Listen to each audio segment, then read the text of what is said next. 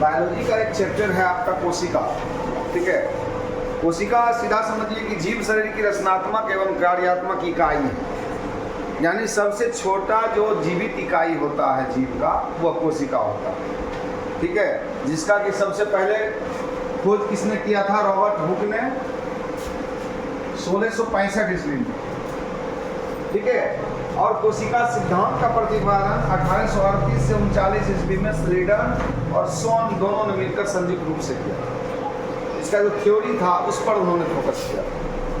अब वही चीज लिखे हैं जो पहले बता चुके हैं। शुतुरमुर्ग का जो अंडा होता है उसकी जो कोशिका होती है वो सबसे बड़ा कोशिका होता है, जिसका आकार 170 mm से 130 mm तक होता है। उसके अलावा सबसे छोटा जो है माइकोप्लाज्मा, सबसे छोटी कोशिका है जिसका आकार 0.1 से 0.5 माइक्रोमीटर होता है, ठीक है। और तंत्रिका कोशिका जिसको न्यूरॉन हम लोग बोलते हैं, लंबाई में 90 सेंटीमीटर से 1 मीटर तक होता है, जो कि सबसे लंबी जंतु कोशिका, जंतु कोशिकाओं में सबसे लंबी न्यूरॉन है। अब आइए कोशिका का दो, एक प्रोकैरियोटिक कोशिका होता है और दूसरा यूकैरियोटिक होता है। थोड़ा सा इस पर लोग फोकस कर लेते हैं, क्योंकि प्रोकैरियोटिक कोशिका जो है जीवाणु, नीलहरित, शैवाल आदि में पाया जाता है, यानी एक कोशिकीय जीव है। एक कोशिकीय जीव क्या होता है? जिन जीवों में सिर्फ एक कोशिका होता है, यानी एक कोशिका से निकला हुआ, यूनिसेलुलर, हाँ वो सब भी है, ठीक है। और इसमें जो है केंद्रक नहीं पाया जाता है, लेकिन केंद्रक के बदले केंद्रकाय पाया जाता है, केंद्रकाभ शायद होता है, ठीक है ना। और जिसमें हिस्टोन प्रोटीन रहित डीएनए होता है, यानी डीएनए इसमें नहीं होता, ठीक है। अब यूकैरियोटिक जितना भी जीव जंतु है, पादप है, एनिमल है, सभी में यूकैरियोटिक कोशिका है और इसमें केंद्रक भी होता है और केंद्रक अपने सारे अवयवों के साथ होता है। केंद्रक द्रव हो, ठीक है ना, उस तरह से बहुत सारा रचना होता है। आगे बढ़ते हैं हम लोग। अब आ जाइए फिर, चूंकि कोशिका का, जब भी कोशिका की रचना आप करेंगे तो सबसे बाहरी जो रचना होती है, ठीक है, सबसे बाहरी जो ये रचना है यह ही आपका क्या है? कोशिका भित्ति है। और कोशिका भित्ति किसमें पाया जाता है? प्लांट सेल में, यानी पादप कोशिका में पाया जाता है, जंतु कोशिका में ये नहीं पाया जाता, ठीक है।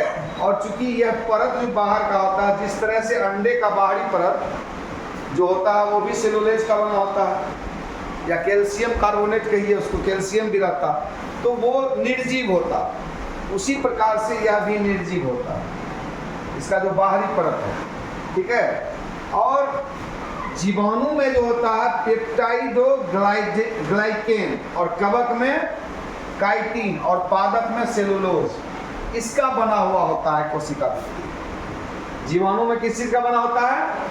पेप्टाइडो ग्लाइकेन, कवक में काइटिन और पादप में सेलुलोज, इसका बना होता है कोशिका भित्ति। अच्छा, इसका चूंकि मेन काम जो है कोशिका की रक्षा करना और उसको एक निश्चित आकृति प्रदान करना। इसके अलावा कोशिका झिल्ली, सेल मेम्ब्रेन जिसको आप कहते हैं, यह जो है जंतु कोशिका का सबसे बाहरी आवरण है, लेकिन ध्यान रहे कि यह पादप में भी पाया जाता है, यानी पादप में कोशिका भित्ति के अंदर जो एक होता है रचना, ठीक है, एक रचना जो होता है वह होता है कोशिका झिल्ली।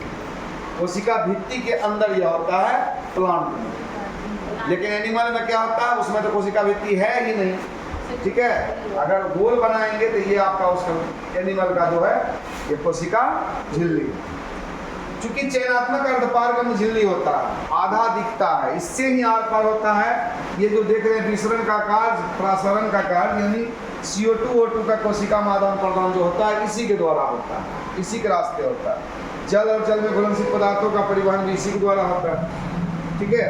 अब एक जो इम्पोर्टेंट इसमें पॉइंट आया है, कोशिका झिल्ली संरचना का यूनिट मेम्ब्रेन मॉडल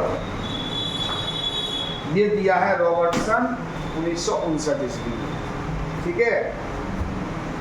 तो चूंकि समय कम है आज के लिए, बायोलॉजी का पोर्शन इतना ही रहने दीजिए, नेक्स्ट पेपर हम लोग देखते हैं।